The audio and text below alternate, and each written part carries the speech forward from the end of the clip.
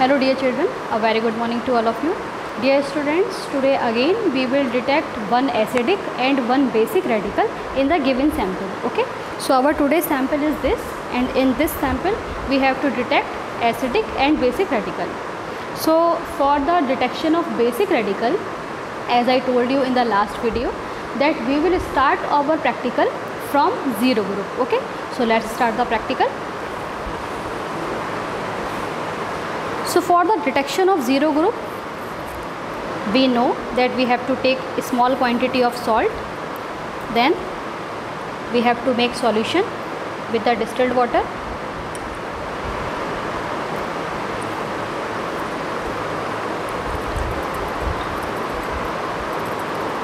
When solute is dissolved in the water, then we will add NaOH.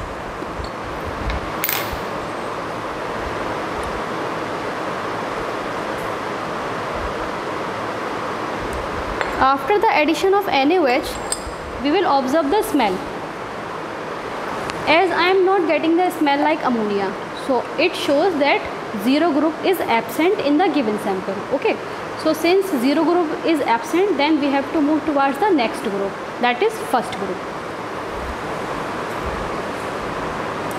So for the detection of first group, we will take the small quantity of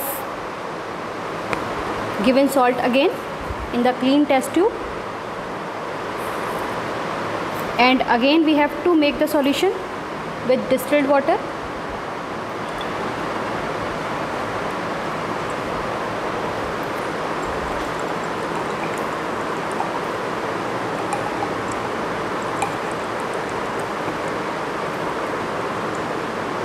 After the dissolution of salt, we will add the group reagent of first group, that is dilute HCl.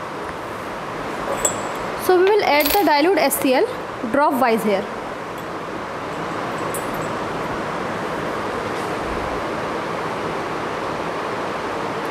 As you can see that we are getting white PPT on the addition of dilute HCl.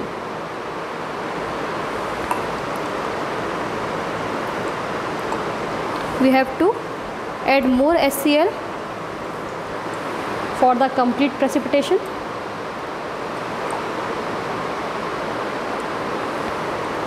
So as you can see that we are getting white PPT, and the formation of this white PPT represents that the given sample may contains lead ion, silver ion or mercury ion.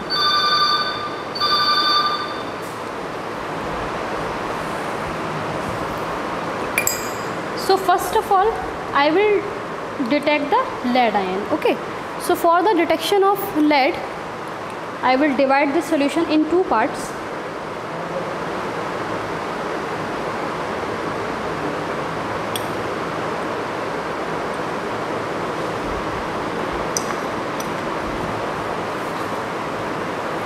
And for the conformity test of lead, we have to add potassium iodide in this.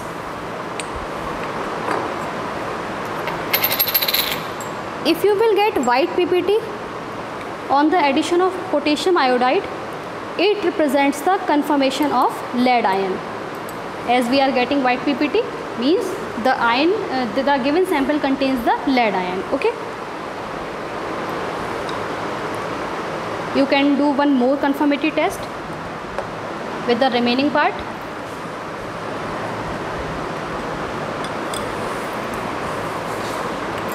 For the second conformity test, you have to add potassium chromate,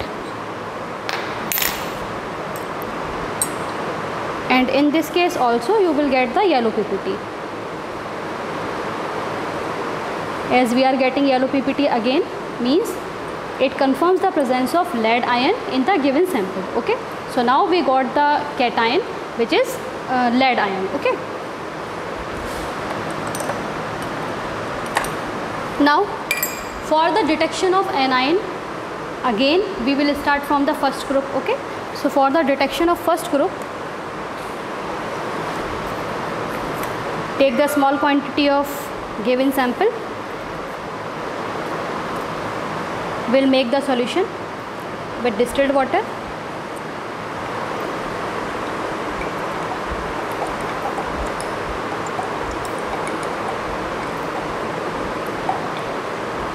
After the dissolution, we will add the group reagent of first group, and group reagent of first group first group of anion is dilute HCl again. So we will add dilute HCl in this. After the addition of dilute HCl, we will observe the smell. As I can observe the smell of vinegar here. So the vinegar like smell represents the presence of acetate ion, okay? But we have to do the confirmatory test. So for the confirmatory test, we will add ferric chloride here, neutral solution of ferric chloride.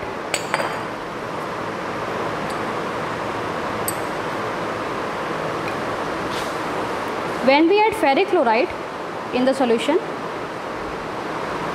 we are getting red PPT here.